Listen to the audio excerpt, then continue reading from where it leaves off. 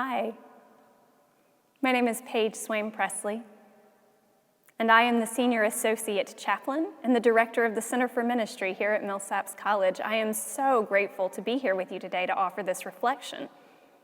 I'm actually just returning back from a month's maternity leave. In April, my husband Lance and I welcomed our precious, beautiful baby daughter, Julian Leilani Presley, into the world. We chose the name Julian both because it's a family name for my husband's family, and also because Julian of Norwich is my very favorite Christian mystic and theologian. When we chose our Julian's name months and months ago, we didn't know just how fitting a name it would be for a baby born in this season. But Julian of Norwich is an incredibly appropriate namesake for a baby born in a season of pandemic and uncertainty. Julian of Norwich was born in the 14th century, 1342 or 43, near Norwich, England, which at the time was the second largest city in England. And Julian's lifetime was one of enormous difficulty for her country. England had been in the midst of a nearly nonstop war with France, which resulted in political instability and many deaths, great uncertainty. Julian also lived through 3 waves of the bubonic plague. And so it was a time of illness and fear. In 1373, Julian herself became severely ill. She was so sick that the priest, in fact, came to give her her last rites. But as she lay dying, Julian received what she would later refer to as 16 showings, visions of Christ and his passion. Miraculously, Julian recovered. She lived another 40 or more years, and she spent the rest of her life reflecting and writing on these visions, eventually choosing to live as an anchoress in a small room attached to her church. Her writings are actually the earliest ones that we know were composed by a woman in English. And in her later works, Julian recalls how she had wondered many, many times, over 15 years or more, what the visions she had received meant. The spiritual understanding she came to was this. What? Do you wish to know your Lord's meaning in this thing? Know it well. Love was his meaning. Who reveals it to you? Love. What did he reveal to you? Love. Why does he reveal it to you? For love. Remain in this, and you will know more of the same, but you will never know different without end. At the heart of Julian's visions and lifelong reflections on them are 2 key promises: that God, who is love, holds us in love, and that thus, in the end of all things will be well. Julian envisions God as a loving mother, even referring to Christ as Mother Jesus, who births us spiritually, who feeds us with his body, who is sweet and tender and wise. Mother Jesus, she writes, wants us to be like a child with him, who, when it is distressed and frightened, it runs quickly to its mother, and if it can do no more, it calls to the mother for help with all its might.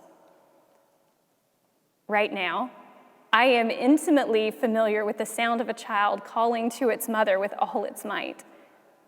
And even though we new parents may talk most often about how tired we are from being woken up by cries at all hours of the day and night, or how stressful it is to calm a crying baby, what I remember every time Julian cries is the relief I felt at that first wail she let out in the hospital room.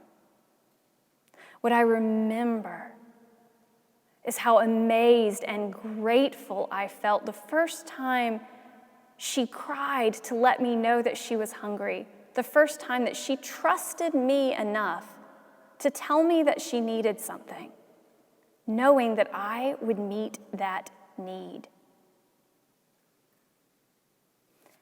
That, I think, is how God feels when we call out to God in need, in distress, in uncertainty or fear. Baby Julian, our Julian, even at her age, feels distressed and afraid when she thinks she's alone. I've been thinking about this often as we struggle with parenting in this time of pandemic. It's hard not to feel alone and isolated when all I wanted to do today was bring Julian with me and show her off, to pass her around to a full chapel, to be cuddled and kissed, exclaimed over, to meet her people, to be with you.